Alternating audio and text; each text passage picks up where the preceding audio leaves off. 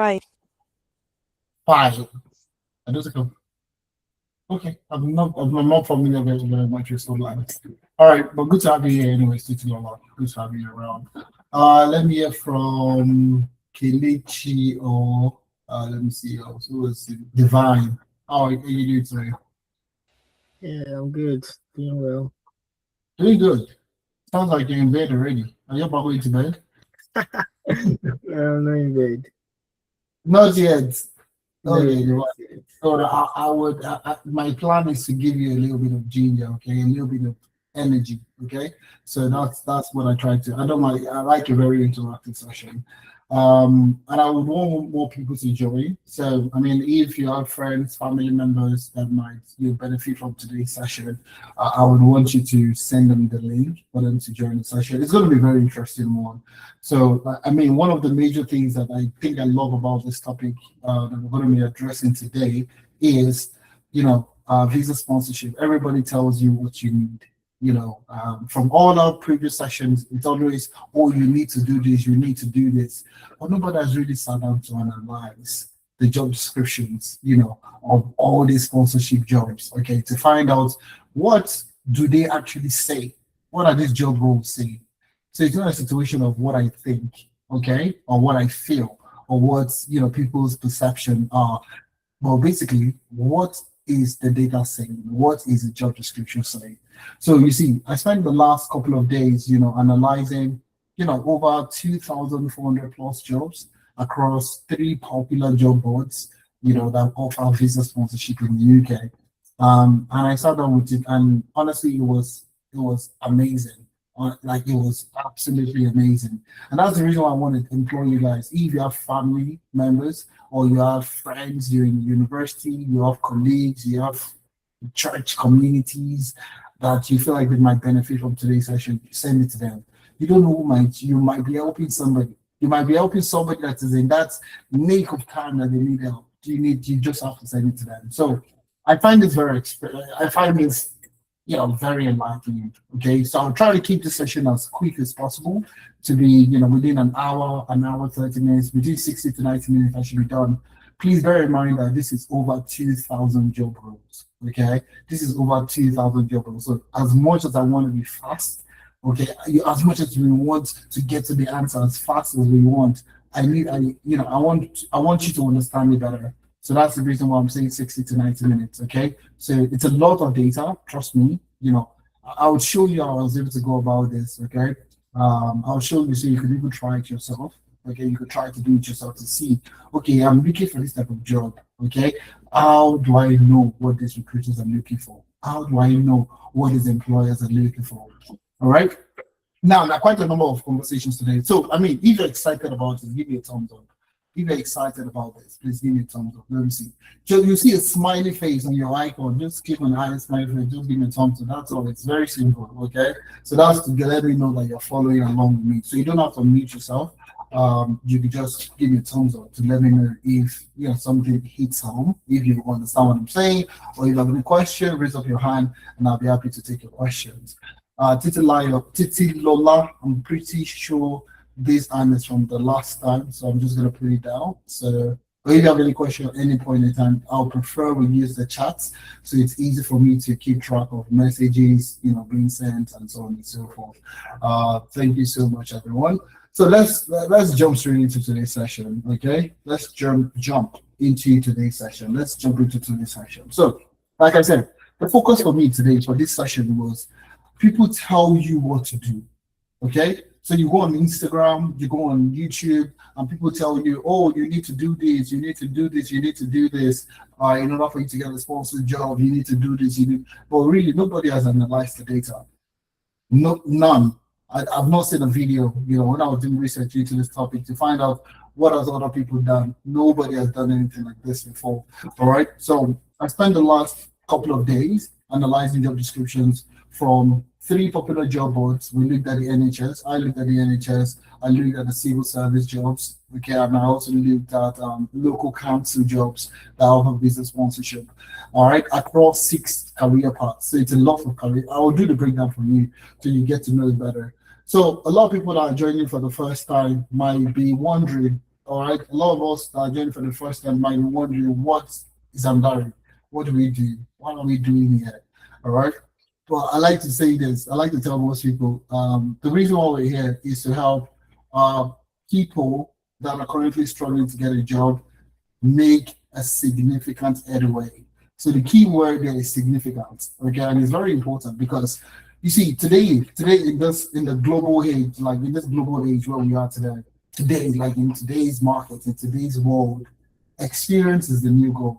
Okay, experience is the new gold. So you see, if you want to sew a native attire, you want to sew a cloth, you want to sew a suit, you want to fix a laptop, you want to fix your car, you have a plumbing issue in your house, you have a roofing issue in your house, you want to get anything done, what do? You call an expert. All right. Hello. Yeah. Hi. How you doing today? Oh, I have this. I have this issue with my pipes in my house. My shower keeps leaking. You need an expert to come in to fix that problem. Do you understand? So experience is the new currency for most professionals today. All right. You want to bake a cake. What do? You go on Instagram, you look for cake sellers, you go look for people that make cake. And what do? You spend minutes scrolling through the person's feed to see if the person has experience baking the kind of cake that you're looking for. All right. You want to see a doctor, you're looking for someone that has experience, that has done something similar in the past. So you see, experience is what differentiates everybody. Experience is that keyword that separates every single person. So you see, as a professional today, it's difficult. It's more difficult for you to get a job than before. All right. I remember when I was trying to pivot my career, I won't say it was easier, but it was slightly easier than now. Why? Before, people could just, oh, you've learned to data analytics, you know how to use Python, you know how to do the machine learning, or do you know what? You can come in and play with our data. Come in and work something out because the market wasn't matured back in the days. I'm talking about 5 years ago. Titi Lola said my volume is low. Is this the same for everybody? Can you guys hear me loud and clear? Can you guys hear me? Okay. Is my volume better? It's my volume better. Titi Lola, please confirm if my volume is better. I'm trying to change my microphone. Is it better now? Is my volume better? No. Oh, please, I would like to hear from somebody else. Let me see if this is everyone. Can you guys hear me? Please, if you can hear me loud and clear, just unmute yourself and give me a yes. You can hear me loud and clear. So I know that it's just one person. It's just Titi Lola. Divine, can you hear me loud and clear? Yeah, I can hear you. It's clear. Okay. Any other person? Let me get one more person. One more person. Yes, I can hear you. Awesome. So Titi Lola might need to increase a volume. Titi Lola might need to increase the volume. Titi Lola might need to increase the volume of a device. All right. So if at any point in time, my voice goes low or something, please let me know in the chat. Titi Lola, thank you so much for that. All right. So you might just want to increase the volume of your phone. It might just be your phone. Okay. Or if you're using your phone, move to the top. You'll see like an icon, a volume icon on the top right of your screen. Click on it and click on speaker. All right. You might be using earpiece instead. You might be using this part of your, So just click on the top right corner of your screen. You'll see a speaker icon and you'll see the options at the bottom. Speaker, click on speaker, and then you'll get to hear me better. All right. All right. So Titi Lola, if you're able to do that, please let me know. Okay. And the same thing with Needful. All right. So like I said, experience is new currency. Every day and age, everybody needs someone that has experience. That's what people are looking for. And that's exactly where we are. That's where we come in. So you see, professionals today are struggling to get in a job because it's a chicken and egg coming first. Which one comes first situation? All right. We call it the catch-22 situation. All right. In the situation, which one comes first? Is it the chicken or is it the egg? So you see a lot of professionals today are looking to get in a job, but in order for them to get a job, they need experience.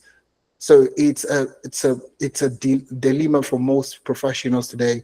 Where do I get this experience? They want me to get a job. I need to get a job, but these jobs need me to have experience. Where do I get experience? That's honestly what gave birth to Amdari. So a lot of professionals today are pivoting careers. There are customer success people that want to become data engineers. There are, sales people in the past that want to become data analysts. There are project managers today that want to become data scientists. People are moving careers. People are finding new interests. But you see, people are finding new interests. They are learning these things and they're struggling to get in a job. That's the reason why we gave birth to Amdari. So, and that's essentially the case. So we provide experience across a couple of career paths. And we'll spend some time on that, once we get to where we're going to. So you see, I'd like to share some key statistics with you. A track record, success factors that, keep us going every single month or every single day. So you see, one of the key success factors that we live by is 6 out of 10 of our interns land a job within 4 months. All right, 6 out of 10. So it means that if 10 people today, if 10 of you guys decide to join the program, the internship, 6 people will get jobs within 4 months. All right, and that number increases from 6 to 9 within 7 months. So you see, even after the program, even after the internship, people still land jobs, within the duration of 7 months. So there's an increase even after the completion of the program. How does that happen? Why does that happen? I would explain all that to you in a few minutes. All right. Another key success factor is 85% of our interns get at least 2 interviews in the first 4 weeks. So you see, these are key statistics that we live by. And why this is very important to us is to let you know that there is success if you start. Okay, that's something you should have at the back of your mind. There is success when you start. Okay, from the minute you start, you are destined to have success, either through interviews, getting interviews, or eventually you getting a job. And you see, 100% of the people that I'm probably going to speak about today, 100% of those people that have gotten jobs have said that the work experience internship and the reference letter that we provide is what got them the job.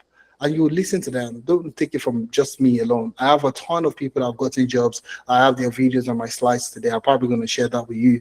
All right. So 100% of people who landed jobs said that the work experience internship and the reference letter is what helped them get the job, to land the job itself.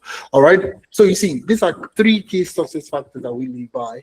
And I just wanted to use that as a premise to tell you why all the sessions that we have, the sessions I'm having today, why it's very important for you to take note of it. All right. So a perfect example is Pedro.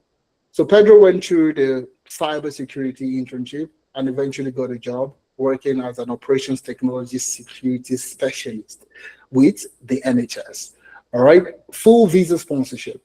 In this day and age, in this time period where a lot of people are looking for visa sponsorship, he got a job as a stock analyst, working for the NHS with experience. So the puzzling question most people would have is, where do I get this experience?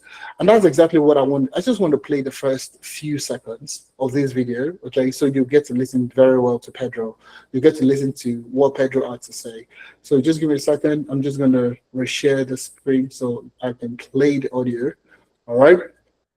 All right. So I'm going to play this for the Thanks so much, Pedro, for doing this with us. And congratulations on landing the cybersecurity role. Is it SOC or what's the job title?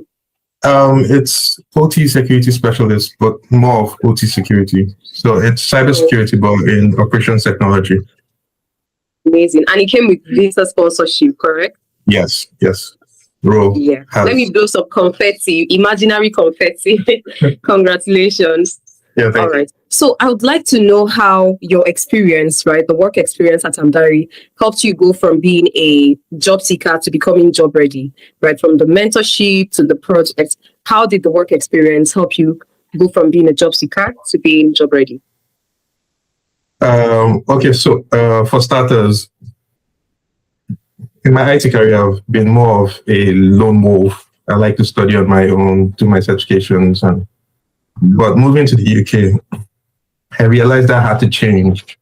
I knew I needed some form of mentorship, and that's how I stumbled into Amdari. And yes, the program helped. It provided some guided mentorship that helped me determine the road that was suitable for me and how to navigate to the next chapter. I was already in employment, but I knew I needed to pivot. And yes, the Amdari experience was very important, and it contributed to me landing this new role. All right. So you see, that's just about a minute of a 6 minute long conversation talking about his experience, how the internship provided support, how the work experience, the reference letter, all the things that I shared with you earlier, how all these things put together helped him land his job. And he said something very critical, and I don't want us to gloss over it very quickly. He said he's a lone wolf. He used to be a lone wolf where I would take my certifications, I would write all the exams, pass, and I would, eventually know what to do. But getting a job in the UK is beyond that today. You can't just say, oh, I'm going to write some certifications, I'm going to do some boot camps, and I'm good to go. At the end of the day, you're going to go to an interview, okay, and people would ask you questions, scenario-based questions like, tell me about yourself, tell me about this particular situation, tell me when you've been faced with this situation in the past, what did you do? You won't be able to answer those questions based off a certificate. All right. And that's exactly where the internship experience comes in. That's where the work experience comes in to help you gain that experience that you need in order for you to get a job. All right. But you see, that's me just setting premise to why, what we're doing here is very important. What the team here at Amdari, what we're building here at Amdari is very important. So you see, that's what we're going to focus on. We're just going to focus on 4 things today. The analysis I performed, I looked at, like I said, 2,462 jobs across 3 platforms, the NHS, the civil service, and local council. So I looked at all these jobs and I came up with 3 things, and I came up with some recommendations that you can start to implement today, not tomorrow, not next week, not next month. Today, you can start to use it today. That's exactly what I've done for you. So you see, number 2 is your pathway to be securing visa sponsorship within 4 months. All right, within 4 months. That's exactly what we're going to be working on. And how the Amdari work experience internship helps you land a job. That's another thing we're going to be focusing on. How the Amdari work experience internship helps you land a job. That's something we're going to be talking about. And last but not the least, if you wait to the end of the session, I have a special limited offer for people that wait at the end of the session. So you need to be a part of this. You need to be a part of it because you're going to gain from it. Okay. All right. So let's get started. The reason why I find this very interesting, today's topic also very interesting, is because as a data professional, I've been working in data the last over 10 years now. I've been doing data. I've worked with companies in Ireland. I initially moved to Ireland, working in Ireland. I worked in the UK. I'm currently based in Canada, and data has been my life. The last over 10 years has been my life. So I love anything data. So when the topic came in to say, oh, I'm going to analyze job description and so on and so forth, I was excited about it to jump into it. All right. But my experience never started from data. I started from a non-technical background, studied economics in university. I've moved from economics to get to my first job working as a management consultant. Then from management consulting, I needed to pivot careers like most professionals would want to. I wanted something different, something where I didn't have to speak to too much people. All right. And that's exactly why I landed on data analytics. So essentially, I've led analytics for different companies in Ireland and the UK. I've led different projects, exciting data projects, data transformation projects, digital transformation projects, and so on and so forth. So my experiences, I'm excited about my experience pretty much. All right. So, let's jump straight into today's session, okay? So, like I said, I analyzed 242,462 UK sponsorship jobs, and it's across 6 career paths. I'm going to tell you those 6 career paths in a few seconds, and 3 public sector employers. So that's the civil service, the NHS, and local council. Okay, so that's exactly the split between them. So the data sources that I used for today's session, I got 60% of the jobs from the NHS. All right, 30% from civil service, and then the remaining 10% from local council jobs. And the reason why I did this is also based off volume. All right, the NHS is the largest employer of labor in the whole of Europe. in the when you're looking at Europe as a whole, the NHS is a single biggest employer of labor. So they have the most job description, they have the most job opportunities. So the NHS, then I'm followed by the civil service, then followed by the local council. All right. So if you want to do this by yourself, I'm going to show you how to do it now in a few minutes. Okay, to try to do it. But also, if you want access to the data that I used and the materials from this session, my colleagues are going to be dropping the attendance. Okay, they're going to drop the attendance, fill the attendance. I'm going to send you all the data I used for this session. Okay, I'm going to send you all the data that I used. You'll see how strenuous it is. Okay, you'll see how strenuous it is to do these things one after the other. All right, but I mean, if you register, if you just fill the form, I'm going to send you everything. Don't worry. All right. So what I did essentially, I'm going to go online and I'm going to walk you through the process. And I would want you to try to do this by yourself. I would honestly want you to try to do it by yourself. I'm going to go to the NHS. Okay, NHS Jobs UK. All right. And I want to start off with the NHS. So what you want to do is first thing is go to the NHS website, or go to any of the popular job boards, anyone that you're familiar with, go there. All right. Please, I want you guys to send this to people that might benefit from today's session. Honestly speaking, I want you to send it to them. Tell them, you might just be helping somebody. Number one. Number two is you also want to be that person that wants to provide value to other people around you.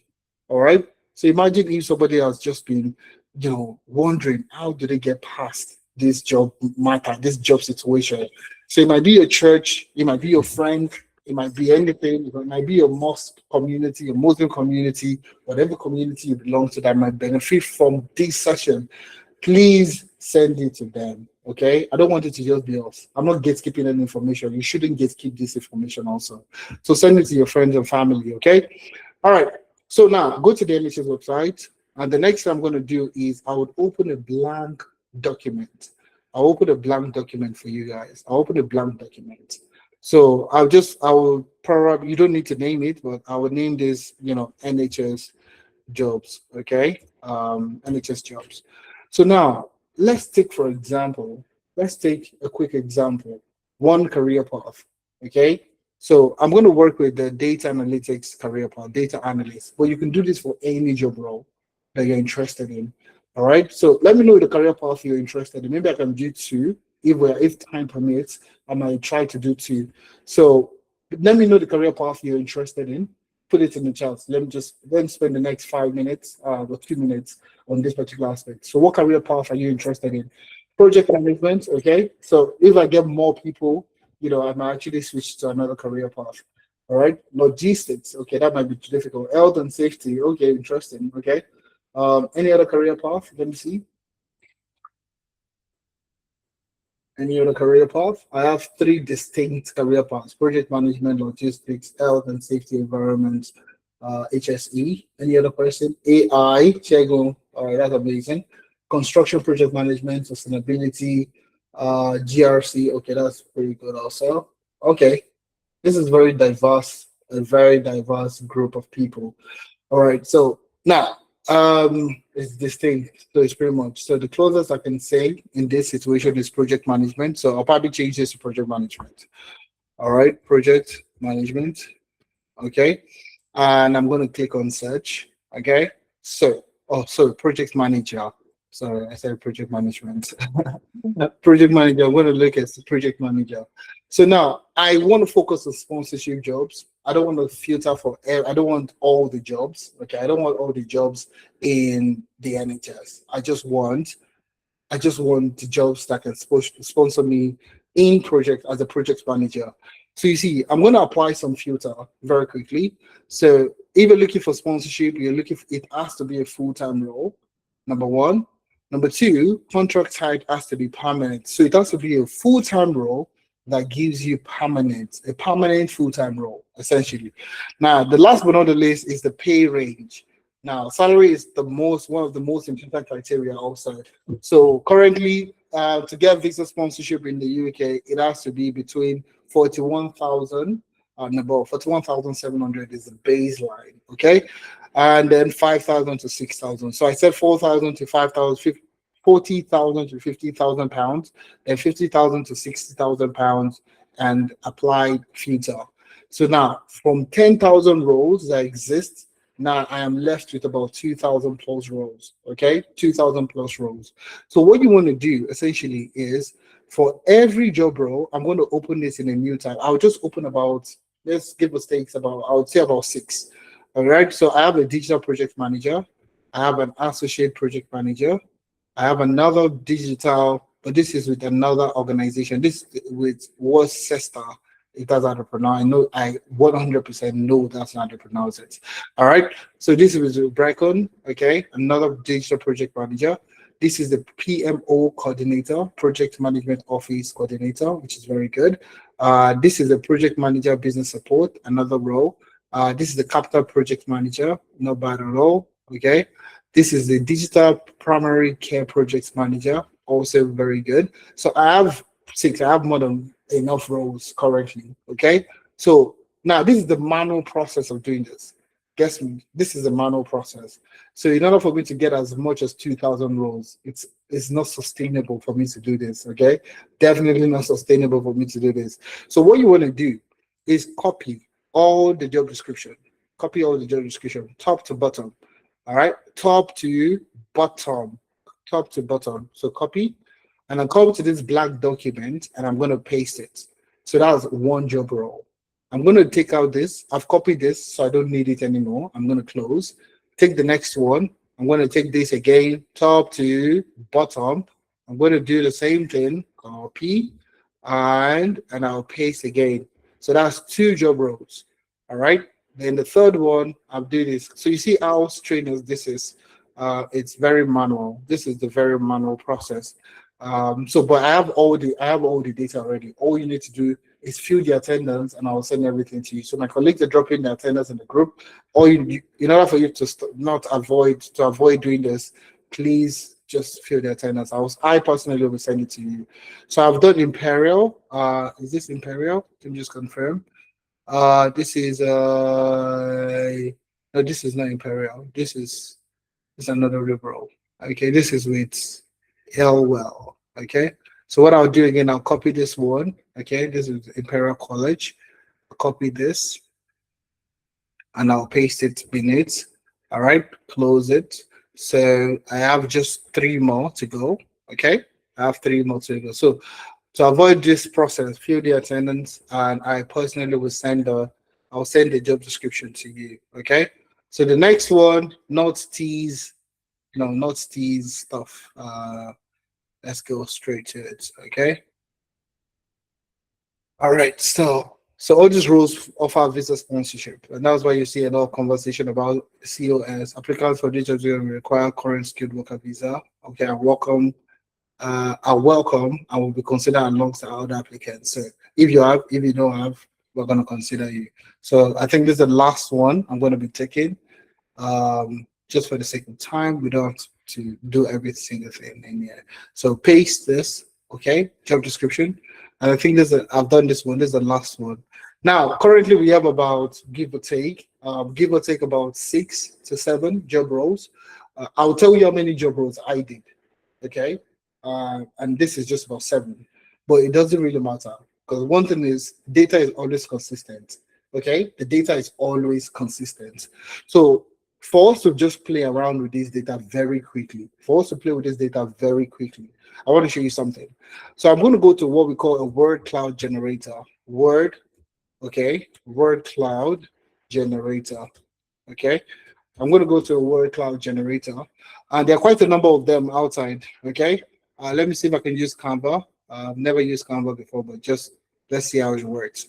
All right, so what we're going to do very quickly is, let me just create a word cloud.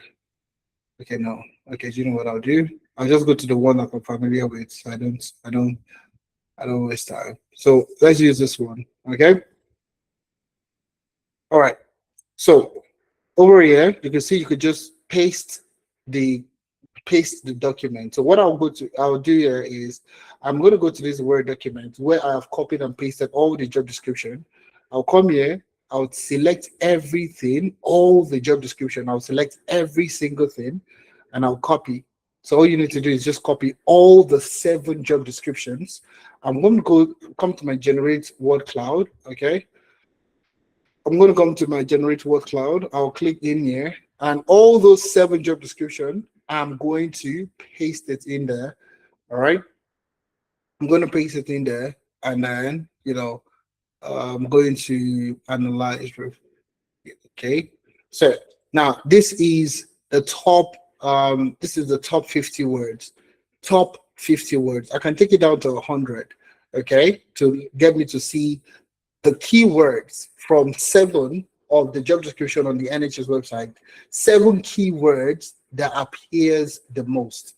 7 keywords, several keywords that appear the most. So now this is just 7 job description. Bear in mind, this is just from 7 job descriptions, which is still very, very relevant. 100% still relevant. Okay. So you see, we can see this project, knowledge, experience. So you see experience, basically project management experience is important. So he's looking at keywords. So he's looking at one word, not words together. All right. So you see project management experience. So project management experience is one of the major things that pops up in just 7, not 20, not 30, not 75, not 100, not 200. Project management experience is what pops up, the most amongst this particular career path. You would also see NHS. All right. So it means that even if you're looking for NHS work, it means they are prioritizing people who have NHS experience. So if you don't have NHS experience, you might struggle. So if you don't have healthcare experience, you see health. You see another keyword that pops up the most is health. Okay, it pops up a lot. All right, you see sponsorship pops up also. So you see all these keywords are keywords that you need to take into consideration. All right, that you need to create, and the more you reduce those keywords, the more you get more clarity into the words that are the most important. All right, the most important. So now this is just 35 keywords from 7 job roles. You'll see project management experience is like a key thing there. You'll see NHS experience is still very important. You'll see healthcare experience, anything that has to do with healthcare and all that, very important. Digital, also very important, because we looked at digital roles. Okay, so by default, you see a lot of digital roles in there. Now, did you find this exciting? Did you find this interesting? Give me a thumbs up. Let me see. Give me a thumbs up if you found it interesting. So you see, NHS is looking for people that have NHS experience. How do you get this NHS experience? That's the positive question for most people. So you're seeing as you get healthcare experience or NHS experience. So you see a lot of roles that would say NHS or healthcare experience. Where are you supposed to get it? Where? I've never worked in healthcare before. Okay. I copied and pasted the data from the job board. Don't worry. I will send the recording to you. I'll send you the process I took on to do this, but you don't need to. I just got the data. I got all the job roles, the job descriptions from the NHS website, pasted it on a blank Word document. I copied every of the job descriptions from here, and I pasted it into the word cloud generator, and I came up with this. Okay, so you see, now this is just from 7 roles, 7. So if I told you I did this for 7 roles and I make a decision, most people would doubt the process. Most people would doubt the process. So that's the reason why we're looking at doing a lot of roles. All right. So we did over 2,462 roles across 6 career paths. And I'm going to do the breakdown for you in a few minutes. Okay. So now everyone gives you advice. Everyone gives you advice. This is what you need. This is how you need it. This is how you do it. Okay. But nobody shows you the data. And that's basically a tip of the iceberg. What I just showed you, it's just the tip of the iceberg to what you actually need to get a job within the NHS or the civil service or any of this career path I've been looking at. All right. So that's why we're analyzing the data ourselves. So some people will tell you, tailor your CV. You need to tailor your CV to the job role. Okay. Tailor it to what exactly? Tailor it to the job role, to the job function. I've never done it before. I've never done this thing that you said that I should put there, my CV. I've never done it before. So, which keywords should I prioritize on my CV? Which skills repeat, across, all these roles within the NHS or public service or whatever the case might be. Some people say you need experience. What type of experience? What type of experience do you need? Okay. So you see a lot of people, like when I moved to Ireland, I'll digress a little bit. When I moved to Ireland, I moved to the, Ireland, I moved to the UK. I worked in a warehouse. And the reason why I worked in a warehouse was this experience palaver. All right. So I felt like if I worked in the country, it counts as UK experience, or it counts as UK experience. You get me? So I'm working in a warehouse. I can tell recruiters that I'm currently working in the UK. So, that should count for something. But that's not the case, because, I got more rejection email having that warehouse work on my CV. I was getting constantly rejection email. And the reason why I was getting rejection email is simple. And the way I would explain it to you is in a scenario. Let's say you want to fix your car, okay? You have a Benz, you drive a Benz, and you drive it to the workshop, okay? You drive it to a mechanic shop, okay, or auto body. You drive it to get it fixed. And immediately you get there, somebody walks up to you to say, "Oh, hello, my name is Michael. I'm going to be handling your car today." And you spoke very clean to Michael. You guys had a great conversation about the car, the issues with the car, and all of a sudden, Michael turns back to get something, and you notice that his jacket, or his what do you call it, his overall, on the back it writes cleaner. Okay, there's a cleaner on his robe, on his cloth. Essentially, he has cleaner written on his cloth. You will start to doubt this person. Okay, so even though you had a great conversation with you about your car, about the Benz, but at the end of the day, he has a cleaner written at his back, okay, as his job description. He has cleaner written at his back. You would not trust him. You would actually call Michael to the side to say, "Yo, Michael, there's cleaner at your back. Are you the one that will be handling my car? Are you the one that would handle the car?" That's the same situation where you're applying for a project management role, or you're applying for a business analyst or a data analyst role, and on your CV, you're putting a care job on your CV, all right? Or you're putting a warehouse job, or you're putting a customer service job as your current place of work, but you're looking for them to hire you as a business analyst or a project manager. It doesn't work that way. That's not the kind of experience that they need. All right. So the last but not the least is just apply for sponsorship roles. Just go to the NHS website and apply. Tailor your CV and apply. How do you do it? Or what do you do? It's just a bunch of promises. Okay, bunch of advice that really doesn't hold any weight. And that's exactly what we're trying to debunk using data in today's session. So how I analyze this, I've broken it down for you. The first process is to collect all the job descriptions. So it's very manual, but I did not do it manually. I used AI. Okay, so I didn't do those tasks, the tasks I showed you earlier. I did not do them myself. I used AI. Okay, used AI to do a lot of web scraping. So I did a lot of web scraping on the NHS, on the civil service jobs, and all that to extract all these job roles from all these websites. All right, classify them into different categories, into different career paths, and so on and so forth. So the first thing is to collect the data. The next is to sort of classify them into different career paths. Next was to extract the insights, okay, from the data. And last but not the least was to rank these keywords, these key experiences that you can start to use today, okay?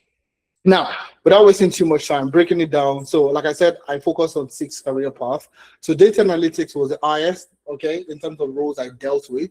Okay, so currently I have about 612 roles, sponsored jobs from the NHS, civil service, and so on. Project management, I have 548 roles. Business analysis, I have 431 roles. Data science, I have 318 roles. GRC, I have 289 roles. And SOC, I have 264 roles. Okay, so cumulatively, when you add these numbers together, it gives you 2,462 roles. All right, so it's a lot of data for us to work with. So I'll try to break it down for you to understand it better. Okay, for you to understand it better. Okay, so now this is a further breakdown by employers. So when you're looking at data analytics, even though I have 612 in total, I got 367 roles from the NHS website. I got about 184 roles from civil service, and from council, local council jobs, I got 61 roles. Project management was 329, 164, and 55 to complete 548 roles. So this is a breakdown of the roles basically extracted from these websites. Like I said, if you need access to the data, I'm going to be sending you all the data, from this job role. So you have nothing to worry about. Just fill the attendance and I'll send you all the data that you need in order for you to get into the role. All right. So let's go on. Okay. So this is a breakdown. Like I said, 60% of the roles are coming from the NHS. 30% are coming from civil service, and 10% of the roles are coming from the local councils. So basically, that's the breakdown to the roles itself. Now, the main question is, if what skills, what experiences, what keywords are the most prominent in these job roles? So if you're looking for a job with, you're looking for sponsored jobs, what are the skills? What are the experiences? What are the keywords that are the most important to take note of? Very simple. And I broke it down into these 6 career paths. Now we look at data analytics. Now, for the NHS, for civil service and local council, you see the top skill there is SQL, okay? And you can try to do this yourself. You'll find the answer is the same thing. So you see SQL and data modeling. So with the public service, there's a lot of data hanging around in different data sources, okay, in different platforms. All right. So as a data analyst coming into the organization, you would need to extract this data from all these sources to perform your analysis. All right. So you see, SQL is a major skill set needed for roles that require sponsorship within the NHS, civil service, and local council. So SQL and data modeling. So if your SQL and data modeling skills are not great, then you probably need to start to work on them. All right. The next thing is Power BI and Tableau dashboards. So depending on the NHS trust, depending on the civil service, department, it could be Department of Justice, it could be HMRC. You'll find out that Power BI and Tableau dashboards are very prominent skill set that are needed for you to get into these roles. Now, the third one is Excel, advanced Excel. So you'll see a lot of advanced Excel skills that are needed in most of the data analyst roles you find on the NHS, civil service, and local council roles. Now, the other things are more on the soft skill end of things. So you have stakeholder reporting. So how do you create reports? How do you build reports, storytelling, so on and so forth? Statistical analysis, data quality and governance. These are top skill sets that are needed for the role of a data analyst. So if you're looking at landing a role as a data analyst in the NHS, these are the top skills you need to have in order for you to get a job. All right. Now, in terms of keywords, the top keywords that repeat in most of these roles, you see them, the technology, the 4 main technology. All right. SQL, Power BI, Tableau, and Excel. So you see a lot of people today, because they want to get a role in data analytics within the NHS, they will start learning Python. No Python. And I can tell you for free, when you get the data, do the analysis yourself. All right. Either you use AI or you do a word cloud generator like I did, you'll find out that you won't see Python. All right. In most of the roles, you won't find Python in a data analyst role. The 4 technology that you need to prioritize: SQL, Power BI, Tableau, and Microsoft Excel. All right. Then you also have other skill sets like stakeholder, like I said, stakeholder reporting, stakeholder management, requirement gathering, and so on and so forth. You have dashboard, building a dashboard in Excel, building dashboard in Power BI, building dashboard in Tableau. These are like key skill sets that you need to have. Data quality, KPI tracking, reporting, ETL, insights. These are keywords. NHS data. It's so interesting. How do they expect you to, how do they expect you to understand how NHS has their data or creates their data or has their data, or how do they expect you to have experience with NHS data when you have not worked with the NHS? And this is basically from the job description that we have on the job board. And last but not the least, we have healthcare experience. Now the NHS definitely is the biggest. 60% of the roles came from the NHS. That's why you'll see healthcare experience in there. All right. So these are keywords that are most important. Next is the experience that you need. So you see a lot of roles today, asking for between 1 to 3 years of experience in data or in reporting roles. 1 to 3 years of work experience in data and reporting roles. All right. Now, you also need to have what? Evidence of end-to-end analysis project, especially in the healthcare data. So it doesn't have to be NHS. It could be healthcare. It could be I worked in a care home. In the care home, I analyzed trends of carers. I analyzed trends of people that we give care to. I analyze patient trends. I analyze hours spent taking care of people. Basically, have you dealt with healthcare data before? That's exactly what they're looking at. All right. Now, public sector data exposure. Okay. So have you done anything in the public sector? Have you worked on any project within the public sector? That's something that they value significantly. All right. Last but not least is portfolio. Surprisingly, it's a portfolio. Like, you need to showcase the things that you've done. Can you showcase the things that you've done? That is what they're looking for. So if you go for an interview, rather than just saying I've done something, I've done XYZ before, can you show them? Can you show them that you've done it before? That's exactly what we have found out. So you see, the catch here is, how do they expect you to get NHS experience? How do they expect you to get NHS data experience? How do they expect you to get public sector experience? How do they expect you to get healthcare related experience if you need experience to even get it? So that's the catch. NHS and public sector data experience appears in over 41% of the posting. Over 41% of these jobs that you want to get are saying that you need experience in data, in healthcare, in data, in public sector. But how did you get that experience? It's a puzzling question. All right. So that's for the data roles. If you're finding this interesting, please give me a thumbs up, guys. I want to see if this is super interesting for you guys. Okay. Give me a thumbs up. Thumbs up. Okay, Tosin, Tosin. Okay, fantastic. I love this. So this is highly insightful.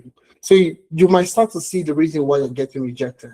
Okay, because at the end of the day, it's not just about you tailoring your CV, it's about having the right things on your CV. All right. Now moving on to data science, okay, which is now where you see your machine learning and so on and so forth. So for data science, I have 318 roles. Python, machine learning, machine learning modeling, statistical inferences, data visualization, SQL and data engineering basics, communicating models to non-experts. So these are like key skill sets that you need to have. These are top skill sets you need to have. You see, Python is number one. Pandas, scikit-learn, these are like top, on the list in terms of the skills that are required. Now you have machine learning models. All right, the ability for you to write machine learning, frameworks to predict or to forecast certain events. All right, statistical inferences, data visualization, and you see SQL again. That's SQL. It comes up again. So it's not just around you writing Python codes to analyze, visualize your data. It's also extracting data. Like I said, the public sector deals, you would have to get the data yourself in most situations. From my engagement with guys within the public sector, you would have to get the data yourself. All right. So how do you get the data yourself if you can't write SQL? All right. And you see data engineering basics over there. It's very important. The data engineering bit of things is a lot of people just know how to write Python codes in Jupyter Notebook, and that's fine now. So how do you take your data, all right, this your machine learning model, how do you push it to how do you deploy it basically to a live site? That's exactly where the deployment comes in. Okay, that's where the deployment, that's the way the data engineering skills comes in. So you see, data science is beyond the machine learning. It's also about deploying. It's also about tracking what you have done. All right. Now, in terms of keywords that appear the most on the job description, Python by far is number one. Then we have machine learning. We have scikit-learn, statistics, modeling, forecasting, NLP, which is natural language processing. We have R that comes up also. We have SQL. We have reproducible. Basically, are your codes easy to deploy and reusable? All right, can they be deployed? Can they be reproduced? Basically, all right. Stakeholder management. Then you also see again healthcare experience. So the posing question is, why are all these roles requiring you to have healthcare experience? And you can't blame them because the NHS, is one of the biggest employer of labor. Number one. Number two, it's an healthcare business. So, I mean, if you worked in banking, how does banking and healthcare, how do they relate to each other? So the key thing is, how do you get this healthcare experience that keeps popping up in most of the job description that you have there? All right. Now you have the experience expected, 2 to 4 years. All right, 2 to 4 years, experience or a strong MSc plus project. Okay. So if you have a master's, for example, in data science, and you've done very solid project, it counts as experience also. All right. So 2 to 4 years of experience plus your strong this is what we found out from the job description anyways. Deployed and applied ML examples. So have you deployed ML before? Have you deployed machine learning languages before? Machine learning models before? What was the outcome? And so on and so forth. That's exactly what you want to showcase. All right. Then you also have domain framing.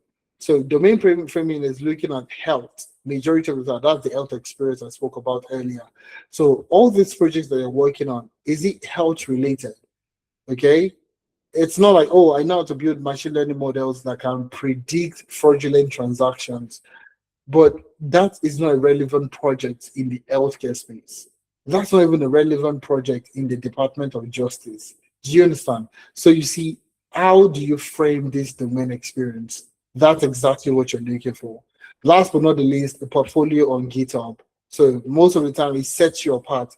If when you're applying for this role, you have a portfolio that you can showcase to these employers that you can do it or you've done it before, that's exactly where the portfolio comes in. And this is on GitHub. So they can see your track record of activities, how you're able to write your codes, how you do your version control, how you do your branching in GitHub, how you did your deployment, how you did everything. Everything is stored there. So people can track all this progress level that you have there. And that goes back to reproducible. All right. And that's exactly where this portfolio thing comes in. They want to see that you've done it before.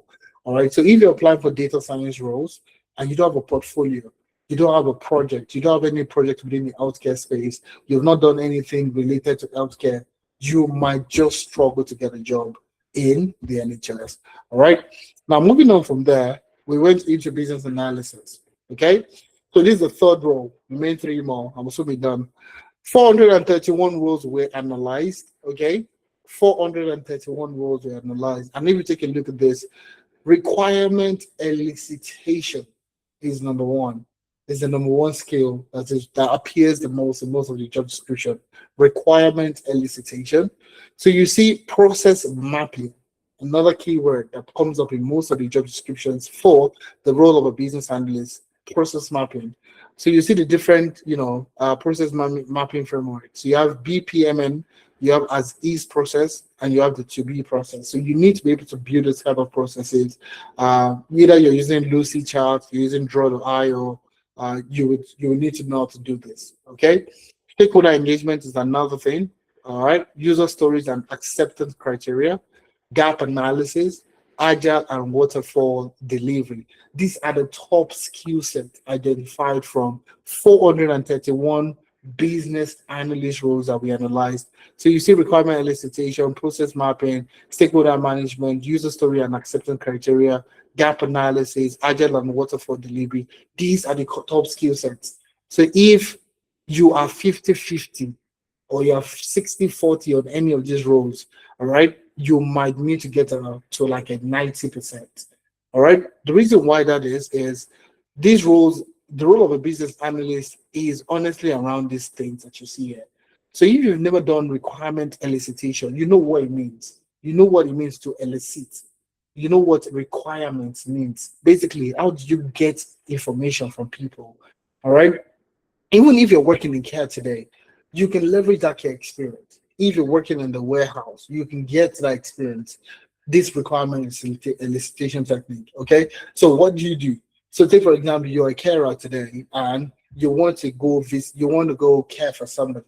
All right. I don't know how you guys say, but let's assume you want to go care for somebody or a patient.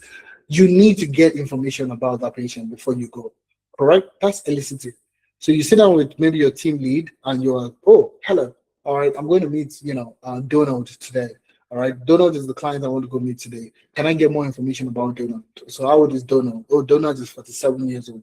Oh, Donald is this, Donald is that. That's you eliciting. That's you are interviewing your team lead to get to elicit requirements, that information about the client you want to go meet. So that's elicitation. All right. Now, that's the skill set. Process mapping, on the other hand, you need to learn that, okay? If you don't know what it means or you don't know how to do it, you need to learn it. And that's exactly where certifications fail. So if you're doing your CBAP or BCS, nobody really will teach you how to design process maps. You know it theoretically, but have you done it? Have you actually done it before? That's exactly what this is talking about. Top skills that you need to have. So keywords that repeat over and over across 431 roles, we have requirements. So you need to understand what requirements are. You need to talk about stakeholder engagement, stakeholder analysis, stakeholder matrix. These are things that you need to know how to do, okay? Process mapping, BPMN, user stories, gap analysis, Agile, Jira, Visio, business case, elicitation, and you see again, healthcare experience. So you see, these are keywords that appear the most. And you find out that they always tell a story.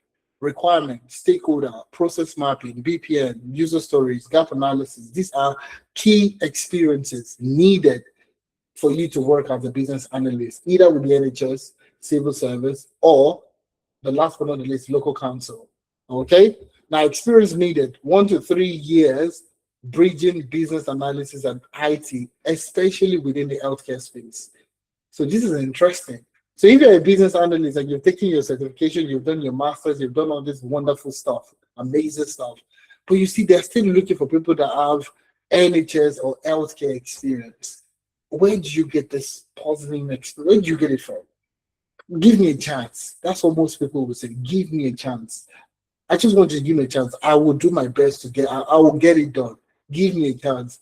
But you see, nobody would. I mean, if I ask you the same question, would you give a plum, like if you have a car, you have a Benz, and somebody just says, "Oh, I'm an intern. Give me a chance. Let me work on your Benz."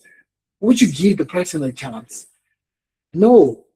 So you see, the workforce today has matured to the point whereby people are looking for qualified people. People are looking for people that have experience in doing this thing. So that's exactly where it comes in. So we also have evidence of delivered change, a portfolio or a story or something that you can showcase that you've done this thing and you've delivered a change in the process. All right. Public sector process knowledge. That's very interesting. How do you want to know public sector process when you've never worked in public sector before? All right. So NHS, public sector, these are all public sectors. How do you understand their processes if you've never done it before? Last but not the least, experience working with Jira, MS Project, Visio, or Lucidchat. And that goes back to what we call process mapping. All right. So you see, process mapping is a major skill set, okay, when it comes to any role within the NHS, public service, or local council. So the catch, demonstrable experience in similar environments. So either in public sector, NHS, healthcare, that's exactly what they're looking for. And that's the puzzling thing. Where do you get this experience from? All right.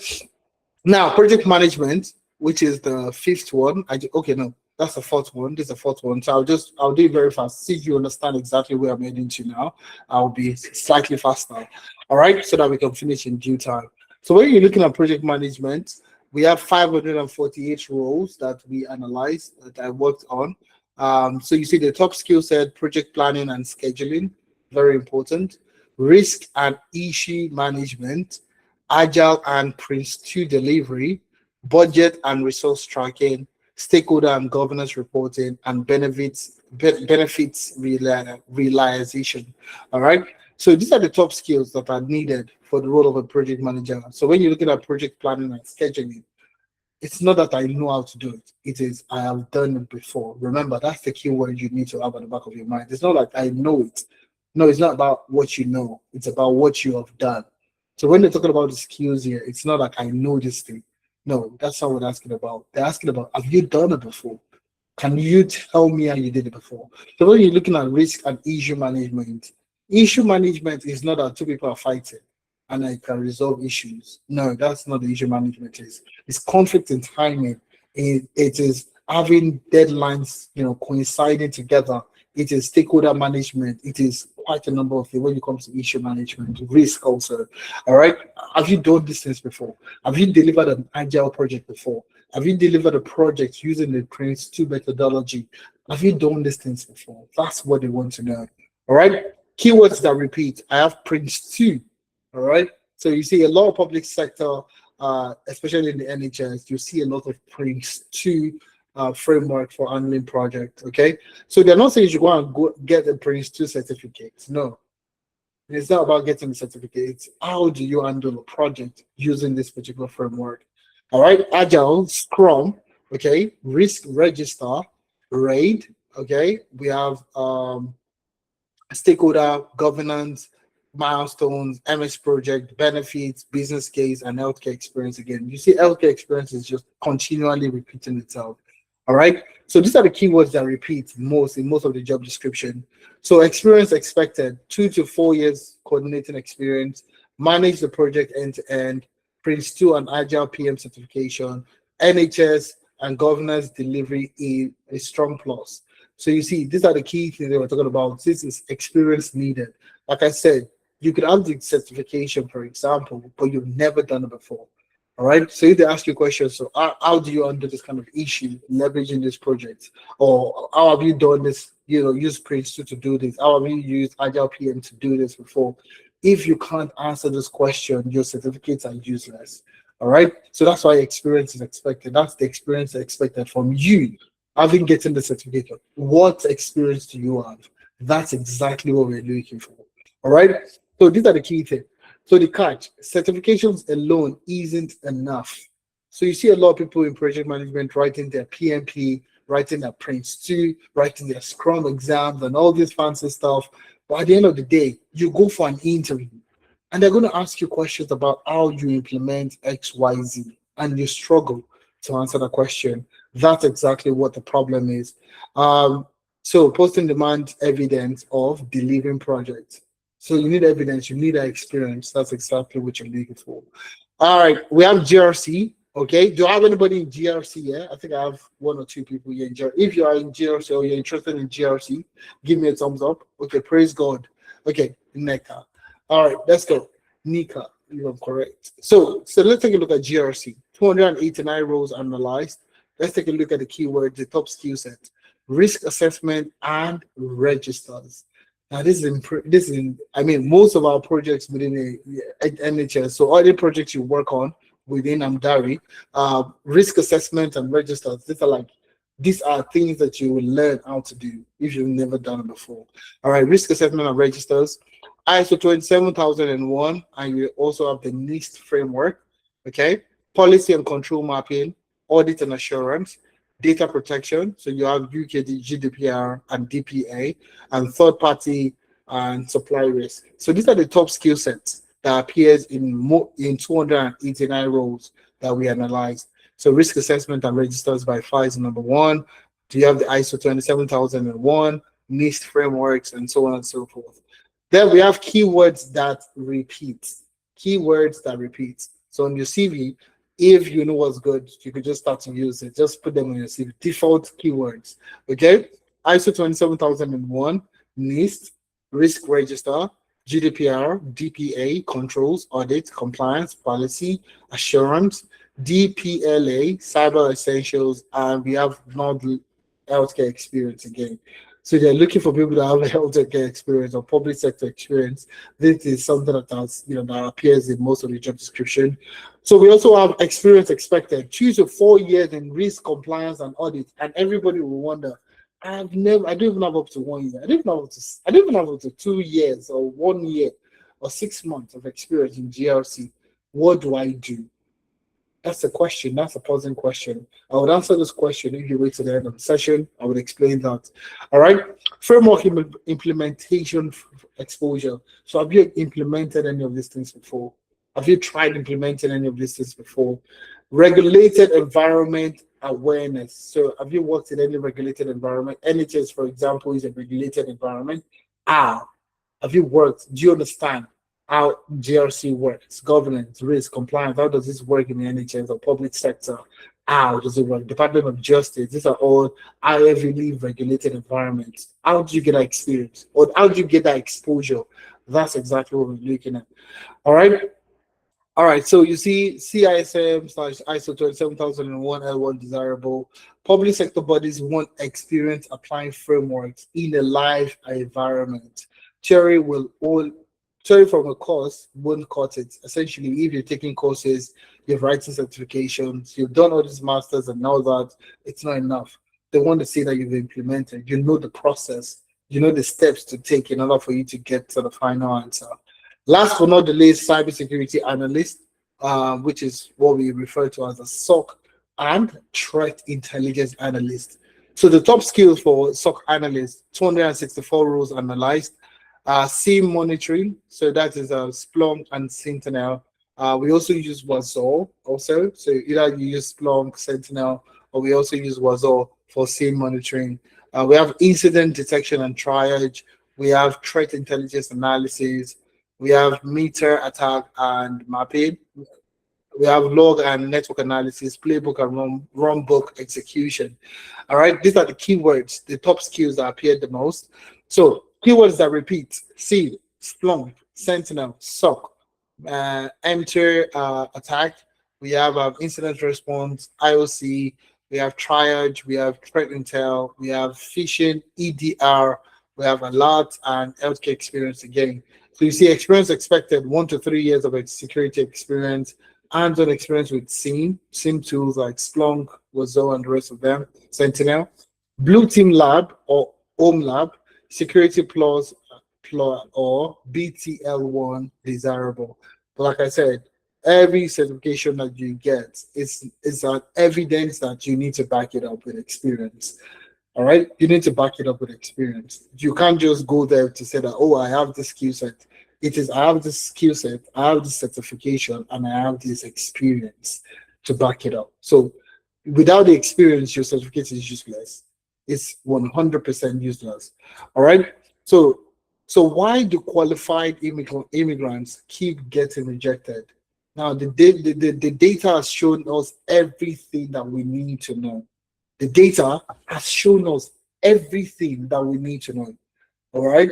So if today you're struggling to get in a job with the NHS, public sector, or any of the local councils, if you don't have this skill set or this experience emphasized on your resume, on your CV, you most likely will get rejected.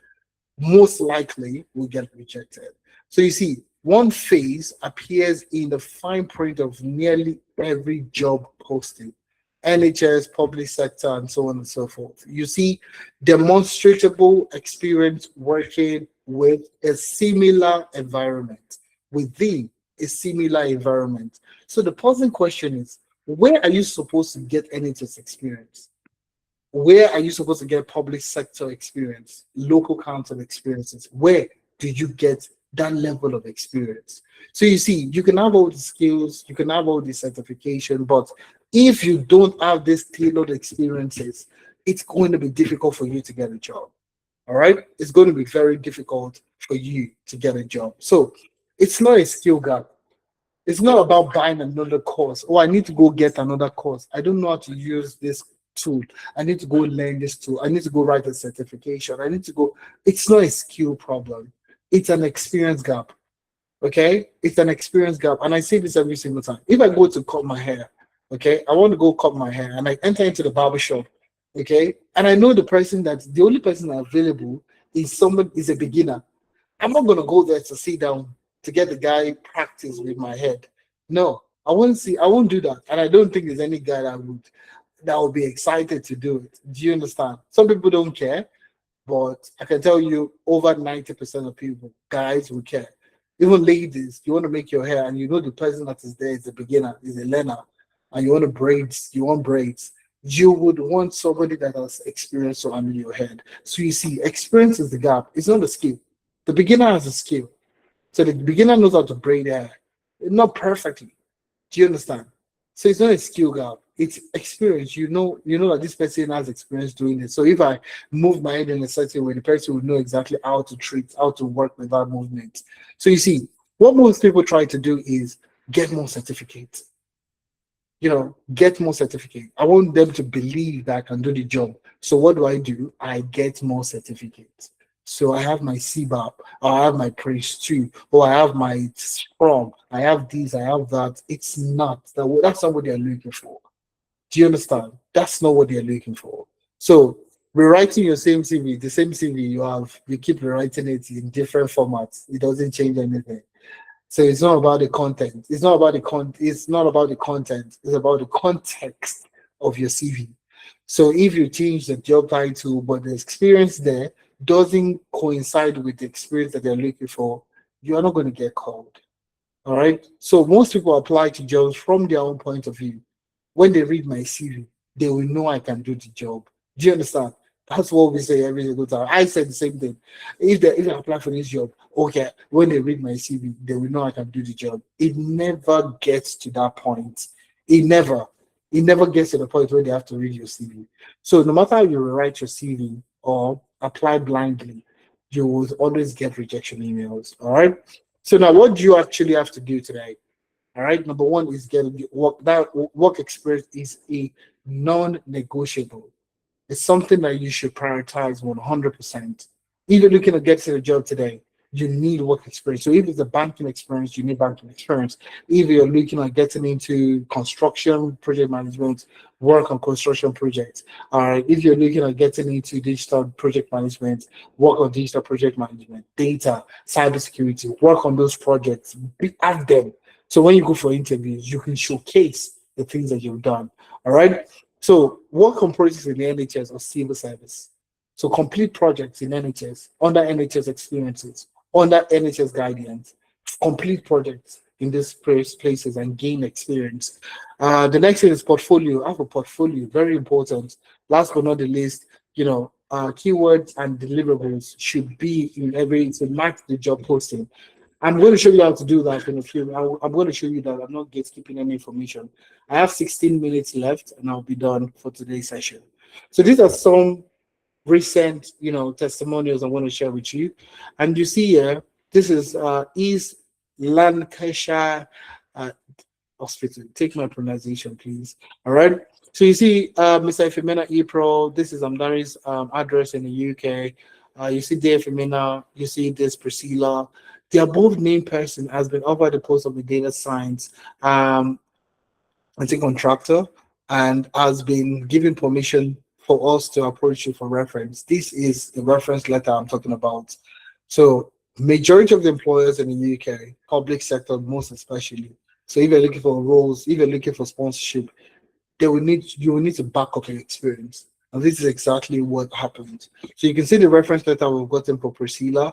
You see the one for Martha, okay?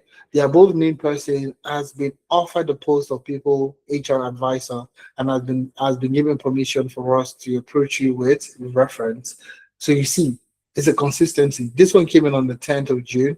This one came in on the 19th of June. So you see all these recent NHS roles that our guys, our interns have gotten, all right, in order for them to get a job. And the perfect example is Laura. that got a job as a document controller. Okay, I want you to listen to what she said. I honestly just maybe I'll play the first few minutes just for you to see exactly what Laura said. All right, I'm just gonna play that in a few seconds. Okay, all right. Awesome. So yeah, I Yeah. know you mentioned it before, but can you just just talk in specific terms the things about Amdari or the experiences or the Amdari processes that actually contributed to the success of this you landing this role. Okay, so when I joined Amdari, I was told that within 2 months of joining Amdari, you're gonna get a job, because I've been having some menial jobs here, and I was like, okay. I wasn't skeptical because I saw the reviews on Instagram before joining Amdari. I was like, let's see how it goes. I wasn't expecting in my wildest dreams that I'm going to land this role within 1 month. I just joined Amdari last month. So this Amdari internship program really helped me, to be very honest. It helped me. And I became very proud of myself. I was able to get some insights into, here in the UK, they would say, oh, it's very difficult for an immigrant to get very lovely jobs, corporate jobs, and all of that. It was very hard to believe. But Amdari helped me see that this is very possible. You can learn whatever you want to. You can get that job. So Amdari has Awesome. really opened my eyes to, opportunities and how to get these opportunities, to be honest. Awesome. So I had to reach out to Aziz and I told him that, okay, this is a document controller role. And I applied for it before I joined Amdari. I wasn't quite sure if All right, so you see, it's a 4 minutes, almost a 5 minutes video. You can hear about how she was able to land a job just about 2 months into the program. It's a document controller role, okay, and like you said, it's always a challenge to most people to say that, okay, I can't get a job. As an immigrant, it's difficult. There's so many misconceptions. But you see, that's the reason why we did the analysis. I started out the past couple of days to analyze the data to understand what our employers looking for. So it's not a situation of what we think anymore. It's a situation of what it is, what people are looking for, what these employers are looking for. All right. So you see, at the end of the day, you see Laura got a job working as a document controller, and she had not even completed the program. So writing back to what I said at the start of the session, that 6 out of 10 of our interns will get a job in 4 months. That's also a testament to what Laura said. All right. So how can Amdari help you today? 3 things. We're going to help you with UK work experience, the one that you need, not the one that you think you need, the one that you actually need, the NHS experience, the civil service experience. We're going to help you with that. Last, the other things, tailored employability and job application. So UK work experience, tailored employability, and job application. We're going to combine these things together in order for you to get a job in 4 months. That's exciting. That should be exciting for anybody that's looking at getting a job. All right. So how do we guarantee you this work experience in the UK? So we're registered in the UK first off, okay? So we're a business operating in the UK. Now, what experiences would you get, okay? So what do? We're broken down into different career paths, into different types of projects you're going to be working on. So number 1 is you'll be working on three major projects. All right. The first thing is you'll be working on 3 major projects simulated across the NHS and UK civil service. So you want to understand how data, business analysis, process mapping, project management, cybersecurity, how it is being done in the NHS. So when you go for an interview, it's not going to be a situation of, oh, I think I know, or I presume.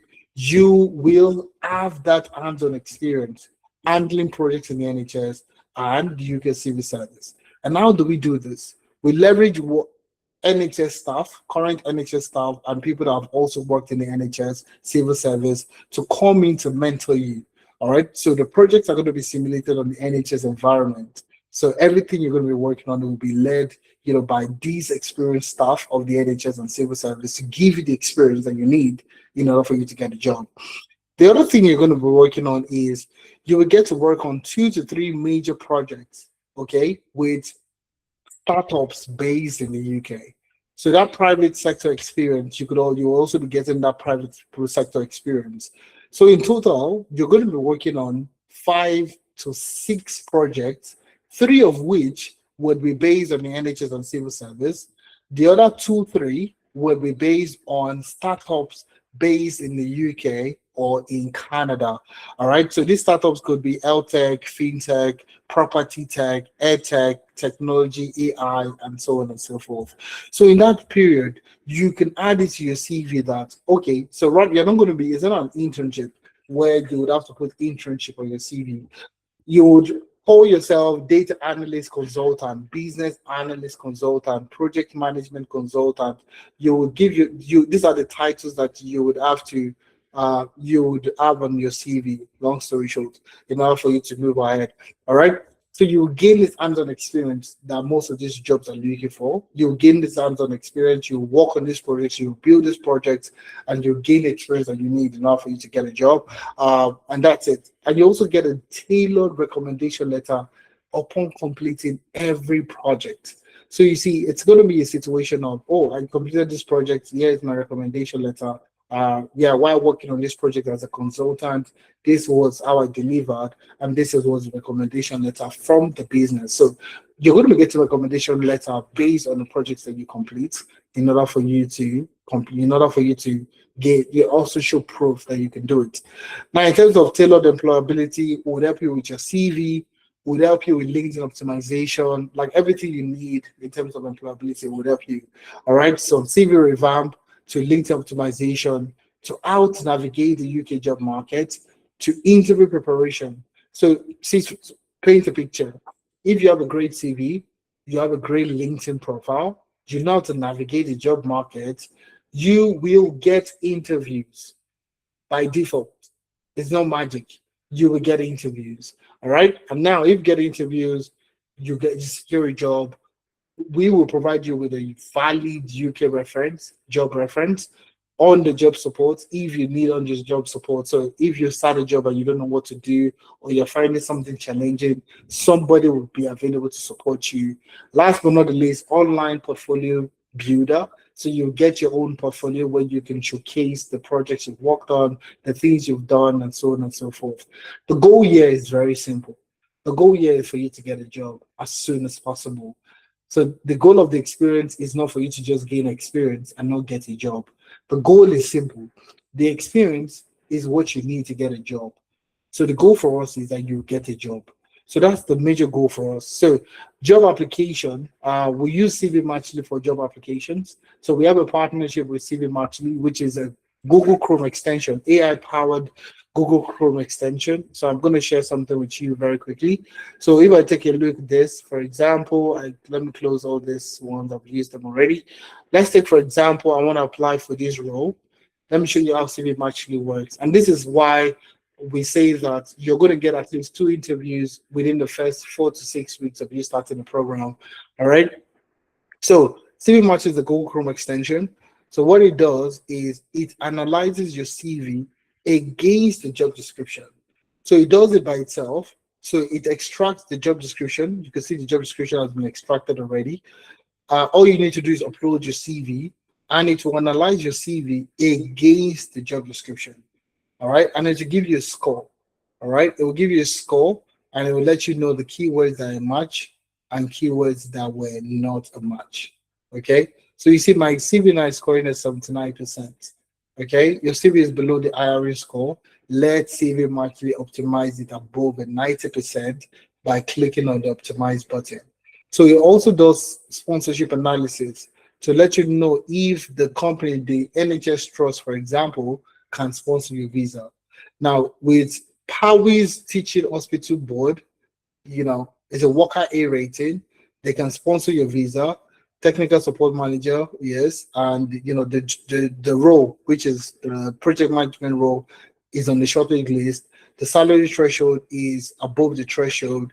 That's basically what you need. So keywords are a match, and you see keywords that will match: digital project manager, project management, agile, waterfall, Prince 2. If you take a look at these keywords, they are the same thing to what I showed you earlier. This is just one key. This is just one thing. So if I go back to the job description and I show you this, it's going to be the same situation. It's going to be the same situation. All right. So you see cross-functional team, process improvement, Power BI, and so on and so forth. Missing keywords. You see public sector experience. All right, missing keywords, NHS experience. So if you don't have all these keywords on your CV to showcase that you've done it before you even hit the submit button, your CV is already rejected because you don't have exactly what they're looking for. So if you're working with Amdari, okay, if you're doing stuff with Amdari, you can start to put this NHS experience and public sector experience on your CV to let people know that you've worked and completed projects in public sector and NHS to give you the experience that you need. So when I click on Optimize CV, you see the AI suggestion is looking at the job description and it is telling you exactly what you need. So you see, include any experience or familiarity with NHS or public sector projects. Okay, not like you worked with them, but just show them that you have familiarity with NHS and public sector projects, especially in health care, digital transformation, and all that. So you see, these are things that you need to have in order for you. So you would have access to CV Matchly, okay? And that's exactly like I said, the overall goal is for you to get a job. Okay, so that's the job application process. And then we have a course starting on the 8th of August. So it's about a month away. All right. And you're willing to get it started now. That's exactly where we come in. And like I said, it always seems impossible until it's done. So now I know you have a lot of questions. Am I going to get a job? This is another opportunity. This is another thing. This is another stuff, and a lot of question is there. But the question you need to ask yourself is, if you don't try, what would happen? And if you try, what would happen? And then paint a scenario for you. Worst case scenario, okay? Worst case scenario is you start the internship, all right, and you don't get a job. What happens? I will tell you exactly what happens in a few seconds. All right. So these are people who have gone through the program and they've gotten jobs. This is Betty. Betty got a job as a project manager working with Echoes IT. And you can see on the CV, you can see on this is a LinkedIn information technology project manager. And you can see she was with Amdari for about 8 months and she got a job working with Echoes IT. All right. And that's Betty. This is Anita, got a job as a senior project manager. You can see the message she sent. Mama, your girl got the job. It is here. They just sent me an email. All right. So you see, you could listen to Anita's story. So you can see there's a video here that would play Anita's story. So, I mean, if you can take your time, if you feel the attendance, I'll send you all this stuff. So you can listen to it. You can listen to Anita's story. So, I mean, I'm not going to play this. I might play it at the end, of the session so that you can just listen to it.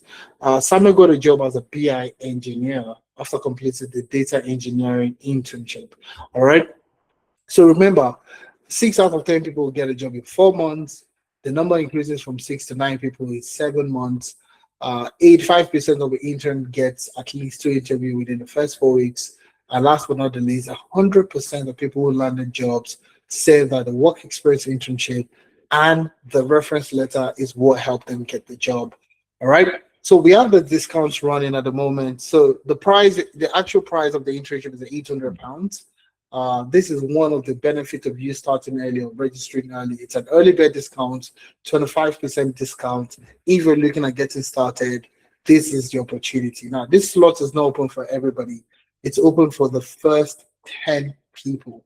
It's open for the first 10 people. It's a 25% discount for you to get started. Do you have to pay everything to get started? No. You don't have to pay £600 a day to get started. You can pay in installments. Now, I was painting a picture for you at the start of this, just a few seconds ago. I was like, what's the worst case scenario for you? The worst case scenario is I come into the program today and then I start, I get started and eventually I don't get a job. I don't get a job. It feels as if my money has been wasted. That's what you would think. That's what you would, ideally think about. But now let me tell you this. One of the major things that we're going to do for you is we will guarantee you success. All right. What do I say? We'll guarantee you success. So even if you don't get a job, what's the worst case scenario? What's the worst case scenario? You've been applying for jobs. We've gone for interviews, but you've never gotten a job. You didn't get a job. So that's exactly what we're saying. What we're saying today is even after the 4 months internship, you completed your project, you completed everything, you applied for jobs, you didn't get any interview, you did not get a job. At the end of the internship, we will work with you and we'll guarantee you interviews. We'll guarantee you 3 interviews. 3 interviews. That's what we're going to guarantee you. At the end of the internship, with our partnership with TV Match Me, we'll guarantee you 3 interviews. That's exactly what our guarantee is for you. So the discount is only available for 10 people. So you're not losing 100%. And even if after that three guaranteed interview, you are still going to be getting a lifetime support in terms of job application. So even if you've gotten a job and you still need help with job application, or you need help with applying for jobs, or you need help with CV recommendation letter, you have lifetime support. So you're not losing 100%. So let me reiterate what I said. The early bird discount gives you the opportunity to grab success by the throat. Okay. So what do I mean by that? You're securing your discount now. You can, if in the 4 months you don't get a job, at the end of the 4 month internship, okay, we are going to work with you and guarantee you 3 interviews. All right, we'll guarantee you 3 interviews. And still, if you don't get a job, you still have lifetime access to us, the team. We'll work with you until you get a job. So if you still don't get a job, that's what I have here. If you don't get a job, you'll continue to receive structured job search guidance, feedback, and support at no extra cost till you get a job. So, like I said, it's a win-win situation. All right, it's a win-win situation where you invest in your time, your resources, and we ensure we also invest our time and resources to ensure that you get a job.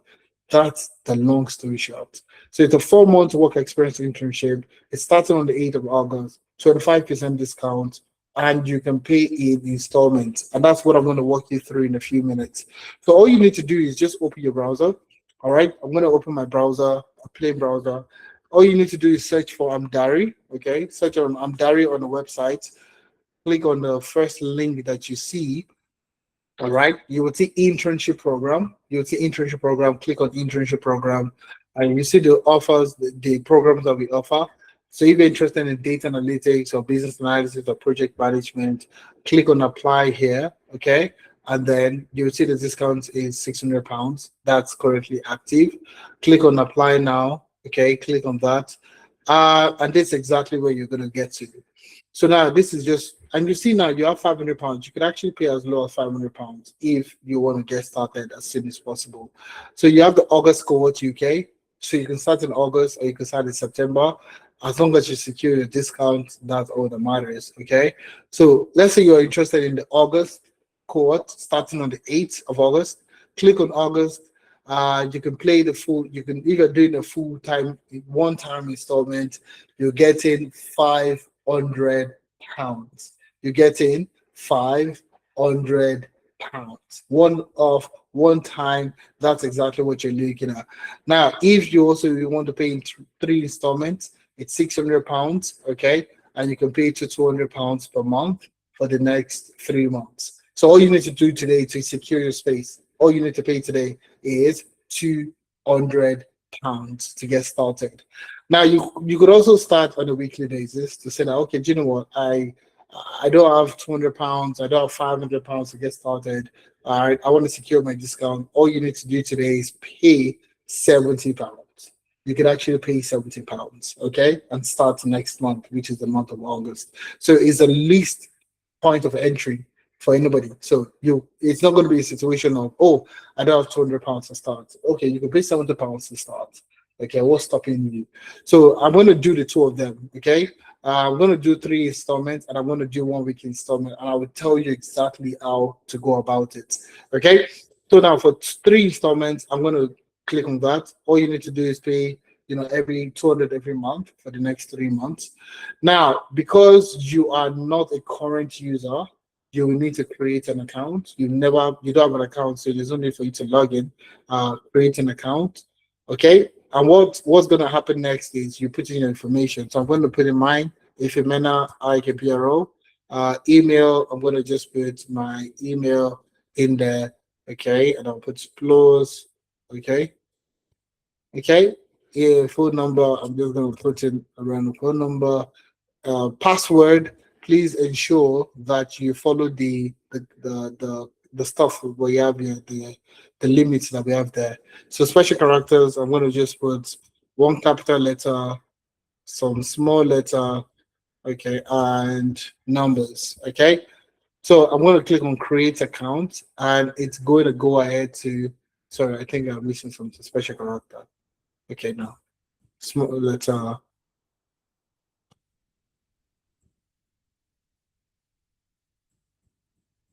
Okay. I think I'm missing something. Yeah, I think maybe the email. Okay. Okay, location. Sorry, my location is not. I'm not in my location. I was thinking of. So let's say Canada. So everything is fine. So just first name, last name, email, location, phone number, and then password. Create account, and it's gonna go ahead straight to, straight to your 3 installments. So now you can see over here, next payment dates. You can always edit this. Okay, so you can see this is starting on the start of August, on the 10th of August. So you're paying one today, which is the 10th of July. Your next payment, you might want to say, oh, I want it at the end of the month rather than the start of the month, because I'm going to collect salary at the end of the month, actually. So click on edit date, edit that date, and you can go to those the end of August. So you can push it forward to the end of August to say that, okay, I want to start on the 20. I want to make my next payment on the 26th of August. That is an ideal date that I want to work with. Click on that and then confirm information, and then go ahead to pay now. Now this will redirect you to Stripe, and that's the secure platform where you can go ahead to make your payment. Okay, so you can see £200 you're paying today to get started. So it's discounted, and it's only available for the first 10 people. So for the first 10 people, if you're willing to get it started, please grab your copy as soon as possible. So now I'm going to do that of £70 per week, and I'll show you how it works. So all you need to do, pay now, is £70. Okay, you don't have to continue payment this month. You can start in August, just like we are starting the other one. All right. So I'm going to click on proceed payment. This is £70 every week for 10 weeks.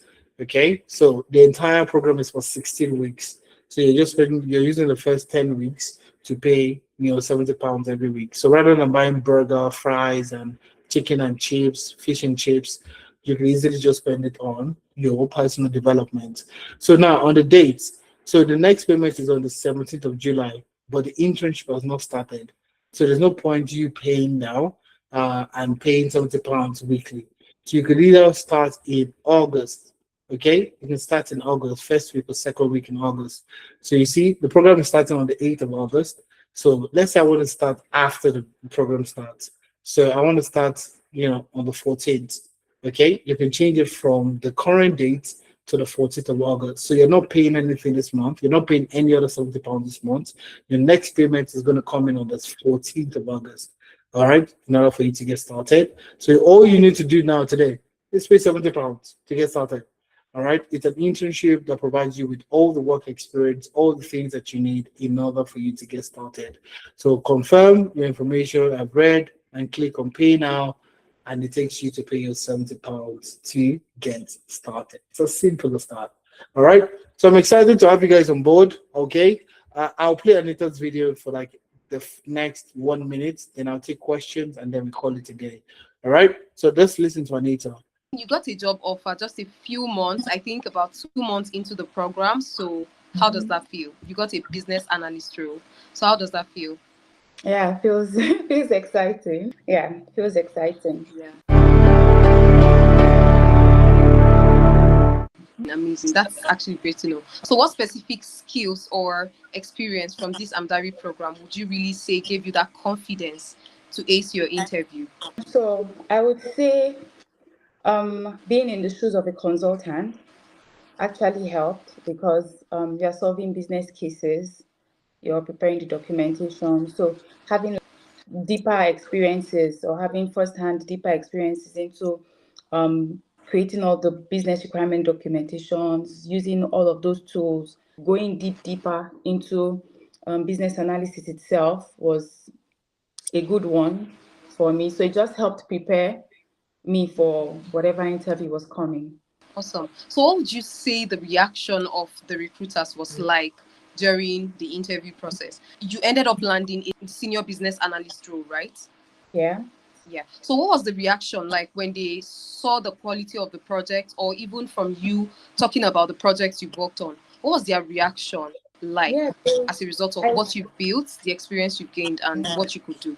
I could only see a reaction of, okay, this is the girl we are looking for. This is the person we want to work with, right? And that was because having had experience working with those processes as a consultant in Amdari, I was able to defend those projects, talk about the project in depth. I was able to talk about the tools used in the project, cost of the project, benefits, which is everything you would learn and do as a consultant in Amdari. So the only reaction I got was, this is our girl, this is the person we want. Because even at the interview there, they already started asking me how long I needed to give notice in my current job, and then showing me and telling me about the office, what I should expect, and all of that. So it was actually it was very encouraging having to know that, okay, you could do an interview, you could ace it very well, and then you get good feedback even while still doing the interview. Not like they'll tell you, we'll reach back to you, or we'll get back to you in 3 5 days, and you didn't hear from them and stuff. Yeah. So it was actually an amazing one. Awesome. So what aspect of your experience at Amdari, right? What aspect of the internship itself really helped you to ace your interview, to go from being a job seeker to somebody that ultimately lands the job, not just being job ready in this case? So from the mentorship sessions at Amdari to the interview prep and the mock interview session and the project and, every other thing in between, including CB revamp, what aspects would you say really helped you to land the job? I don't think I can pinpoint one aspect because everything just worked together, right? Yeah, everything worked together. The fact that you were coming on board as a consultant just made you feel responsible for the project, right? So having that responsibility alone for the project is making you want to know more. I'm being inquisitive. I'm learning how to use more tools, how to think and document like a business analyst. So I wouldn't say there was a particular part of it that was instrumental to the success of everything. I feel like it's a combination of everything. And then your mindset coming in also, your mindset All right. plays a All right. So let me take it. Do you have internship for HSE? No, unfortunately, we have just 6 career paths that we focus on. So it's just 6 career paths: data analytics, business analysis, project management, SOC, GRC, and data science. So these are the 6 career paths that we are focused on. Okay. So it's a situation of volume. When you're looking at getting a job today, it's not. I mean, HSC is a great career path. I have nothing against it. So the reason why we focus on this career path is volume. All right, it's volume. So volume in sense of, if I learn a skill today, can I get a job in 4 months? That's the question we're asking ourselves. So the goal for us is to get more people get a job, help people get jobs. All right, so we can't do this across all the career path. We're going to be spreading ourselves too thin. Moreover, it's a question of how can we guarantee people success? So if you're doing HSC today, where do you apply for jobs? How many places can you go to apply for this job? That's a problem. So if it's not an oil and gas or energy sector, even in the healthcare, you can get it, but it's not very in demand. So what we're looking at is data analytics, for example. Any sector, private, public sector, data analytics is in demand. Project management, the same thing. Business analyst, the same thing. Cybersecurity, the same thing. These are roles that are in demand. All right. So it's not every role that we can provide. So I mean, Titi Lola, what I would recommend is, if you're looking at getting, I don't know what the situation is, but if you're looking at, I would like to speak with you to get to understand where you're coming from. Okay. So if you're still trying to, find out, or if you're doing a master's in, let me see if there's a way you can unmute yourself. I don't know if you're willing to speak, but it would be good to hear from you. So to let you know exactly what I would recommend based on your comment. So do you want to speak, Titi? Yes, thank you very much. Actually, I've got experience in health and safety, environmental management from Nigeria and from the UAE. So I was hoping to continue in that path as well because it's just familiar ground for me. Okay. All right, which is good. I mean, that's absolutely outstanding. Well, like I said, you probably need to figure out. I'm not saying that I'll probably let me spend time to look at HSE. But I don't know. I don't know much about HSE to be factual with you. How long have you been in the UK? Are you looking for sponsorship? What's Yes, it? I am. I'm actually a student right now. Are Looking you for doing HSE? Are you masters? yeah, environmental management, pollution control. Mental management. Is it mental? You said Environmental management. environmental management. Yeah. Okay, okay. Um, I don't know. That is just going to be tricky, to be honest with you. So are you like leading projects in HSE, or what do you do I'm a student currently, but from your experience? I mean, okay, from my experience, yeah, I used to do that project, environmental management projects and the audits and all that. HSC trainings. I did a lot of HSC trainings. so that's not those things are not going to be relevant as much, especially in the UK. So the UK is a skill-based economy. All right. So it's not about what you know; it's about No, what no, you. no. I mean, I was the one giving the trainings at my workplace. I was the one creating the audits and all that. I Oh, was okay. actually doing the trainings. So what I would recommend, two things. Two things I would recommend is you need how do I put it? Like I said, it's you're looking for guarantees. Okay, you're looking for guarantee that okay, if I do this thing, I there is success for me.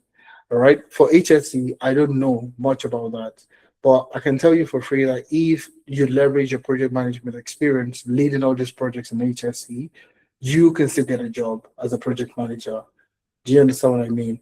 So it doesn't deter you away from HSC. Okay. Okay, it just provides you with more options to you getting a visa sponsorship. Okay, so you see a lot of people coming to like your experience. I spoke to somebody recently, and the guy said that he has always been a banker back home in Nigeria, wealth of experience, and spent over 12 years in a bank in Nigeria, from relationship management to risk to everything. And guess what? He has been in the UK close to 2 years, and he has been looking for a job. All right. So I was like, okay, what kind of job are you looking for? A risk analyst. You mentioned quite a number of roles. Okay. But tell me exactly what skill do you have that you want to use to get these jobs? Okay. And that's where the guy crumbled a little bit. Okay. So you see, what I would recommend is be solid on two grounds. Okay, you already have project management. You already have project management sort of experience. Okay, now is there a way you can emphasize on that more? Okay, giving you opportunities in project management that you can still get into. In the same vein, it doesn't deter you away from HSC. Okay, you can still get your HSC roles, and the plus for you is you will know how to use Agile, Scrum, Prince 2, project management frameworks No, in, we never used all those agile scrums for HSC. well, yeah, you don't use that at all. No. So what frameworks do you use? HSC is quite different from project management, health Yeah, and safety environment. Well, it was more about creating, ensuring safety in workplaces and trainings on how people do their jobs safely. There are different kinds of safeties, fire safety, um, chemical safeties, environmental safeties, waste pollution, and all that. So it wasn't really like controlling a project. yeah. But that's exactly what I'm trying to say. So regardless, you see, that's the thin line. So it's like saying that, okay, I'm a data analyst. I don't need to know what process, I don't need to know what requirement gathering is, for example. But you find out that when you get a job as a data analyst, you need to talk to people to understand what the requirements are for you to do your analysis. All right. It's the same thing. You're No, I'm leading. not really saying I don't need it. I'm just giving you what exactly my experience is at. I'm not saying, I get it. Okay, now I get what you mean. I get you 100%. Okay, so essentially, yes, you will still, even though you're not implementing it, it just makes you do your work better. That's exactly what I'm trying to say. So it's not a waste. That's what I'm trying to, it's essentially, that's what I'm trying to say. So if you're looking at your experience in HSC and you'd like, what I would recommend is leverage that to your project management sort of experience, okay? Emphasize that more and look for project management roles in line, still continue looking for your HSC. It doesn't deter you away from it. So that's what I would recommend to you anytime. When are you going to be doing your masters? In a few months, I have a few months to go. All right. What you could do also is spend time looking at job boards where you can see HSC. Let's take a look at this. Let's just look at this. Let's go to the I've NHS. seen a few on the NHS, more than a few actually on the NHS. You've seen a few. Yeah, but You need- they are actually you need- full-time roles. Yes, obviously, yes, there will be full-time role. So one thing you need to be very cautious about is the NHS will give you different roles, but they might not tailor to those roles. Let's go straight into it without taking too much time. Let's take a look at an health safety search. Sometimes it comes as sustainability, waste management, waste safety officer, not necessarily always HSC. HSC. So health safety and environmental coordinator. So you have about 19 roles. Okay. So if I search for each one of them, let's take a look at that. So and this is the volume I'm talking about. So if you're looking at these roles itself, it's just going to be slightly health safety environmental, health safety advisors, and so on and so forth. Let's add in the full-time contract type. We're looking at permanent. We're looking at sponsorship. That's the reason why I'm doing this. Okay. So I'm looking at all the roles that exist in health and safety. So you see, apply filters. All right. So you have 1,900. So the first two, three looks okay. This is human factor health and safety specialist, fire safety manager. These are things you can do, correct? Yes, exactly. All right. So, like I said, take a look at them. This is my own experience I'm sharing with you. Take a look at them, and you find that what are they looking for. That's it. I mean, with what I've taught you today, you can try to see what you can do with this, and say you can get HSC also. Make sense? Okay, sorry, I have one more question. So after I've selected all the 6 to 7 job descriptions and pasted them on the what do you call that, the World Cloud generator and everything, what Yeah. am I supposed to tailor my CV to match all those very mostly common Yeah. words? All right. So perfectly, if you don't want to stress yourself, you could just actually use CV Matchly. CV Matchly, I'm going to remove the CV I have here. Just come to CV Matchly. It does everything for you. So the job description has been extracted already. Okay. So upload your CV. Just get a CV here. Sorry, looking for the CV. My CV. Just give me a second. Files.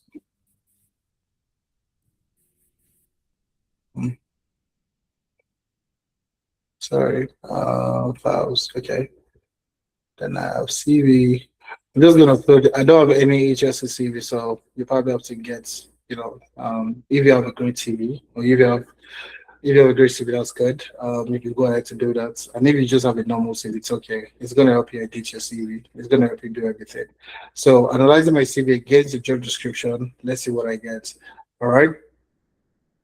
But like I said, you would need work experience working in the healthcare environment, particularly hospital settings where complex parasitic challenges exist.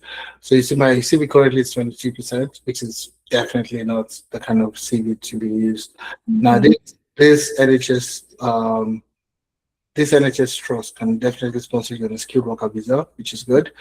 Now, keywords missing: fire safety, fire risk assessment, all this fire engineering and all the things that we have there. You can use it much to do all that stuff for you and tells you exactly what you need to do going forward. Okay. Okay. Uh, Yeah, that's pretty much the case. But if you need any help, you can just check me out on LinkedIn. You can send me a message. I'll be happy to work with you. All Thank right. you. All right. Thank you so much. Cool. No issues at all. Thank you. Okay. Bye. All right, so let's take a look at. Okay, I have a question here that says that a quick question, please. I have friends that pay £390 for the internship. When did the price go up, or is it a different one from this? No, the price increase, happened a couple of months ago. I'll say about give or take 2, 3 months ago. So it's been 600. It's been £800. We're running a discount at the moment to get you £600, but basically that's it. So the price increase it's been a while. You probably attended, your friend attended the program. All right. So the price increase has happened for like over 3 months now. Definitely about 3 months plus.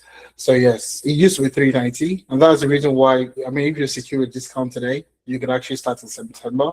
So it gives you that that rest of mind that even in the future, no price increase is going to affect me. So say you can me, yes, it used to be £390, and there's been an increase. Um, and that's also subject, factored into the fact that we're going to be doing a lot to ensure that you get a job. Okay, so lifetime support is you getting a job, 3 guaranteed interviews, if you don't get a job. Those are the things we're going to do. Praise God. Okay, let's get you. Thank you so much for your detailed explanation. So I just wanted to confirm, what would you advise a student to do? Would you advise a student to register for this program right now and start in August if their course is supposed to end by September? Because if you put, like for example, GRC analyst or GRC consultant on your CV, considering the fact that as a full-time student in the UK, you're not allowed to work full-time, wouldn't that hint to the, whoever the job provider is, that you probably did not work full time as you're claiming, that you have experience over the period of 3 months, for example? So would you strategically advise that, I commence my internship after uni? Okay, very good question, and also very good perspective. So this doesn't affect your working hours in the UK.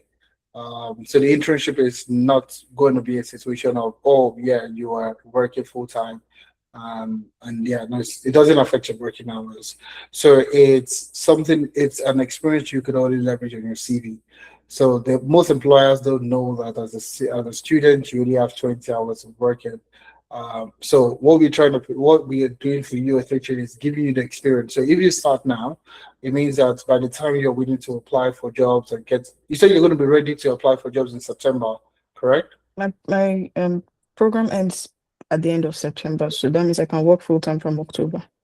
Oh yeah, this is the best time for you to start. Okay, so it doesn't affect your time schedule, it doesn't affect your working hour limits and anything like that. So you have nothing to be worried about. All right. So we have people currently as students that have gotten jobs. Okay, so it doesn't affect you in any way. Your working hours and all that. All right. Praise God. Thank you. Appreciate that. All right, very good question. Thank you so much. So, for everyone, like I said, it's a 25% discount. You can secure a discount now and get started as soon as possible. That's something you should have at the back of your mind. So, if you're part of the first 10 people, usually this time slot goes by very quickly. So, if you want to take your copy, grab your space, your own slot, do that as soon as possible. All right. Thank you very much, guys. Just to show you what the platform looks like, and then we call it a day. I'm just going to take a look at one of the, any of the career path. So once you register, you get access immediately to the dashboard. You will create your own dashboard will be created, customized to suit you better. All right.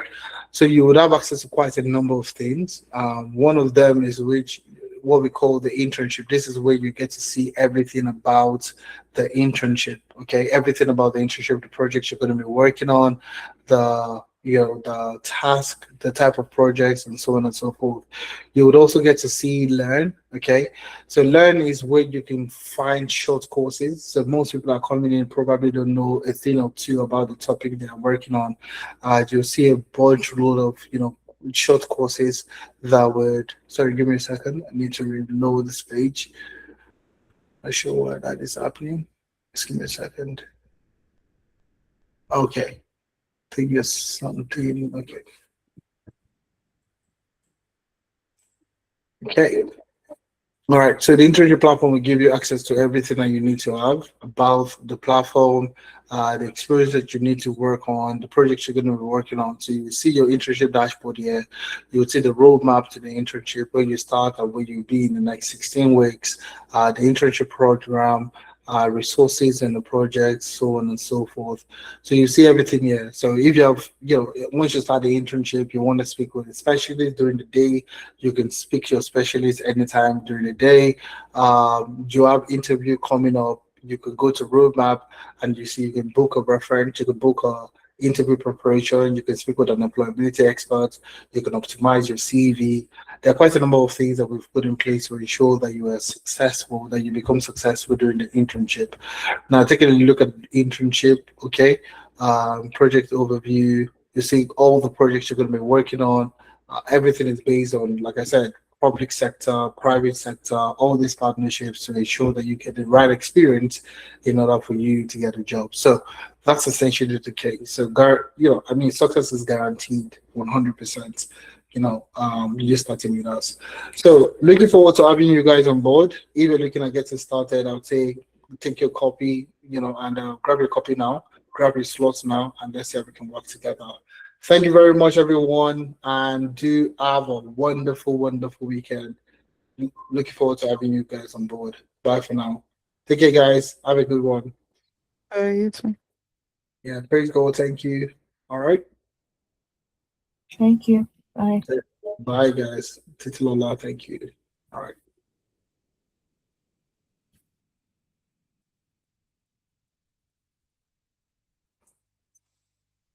Hmm.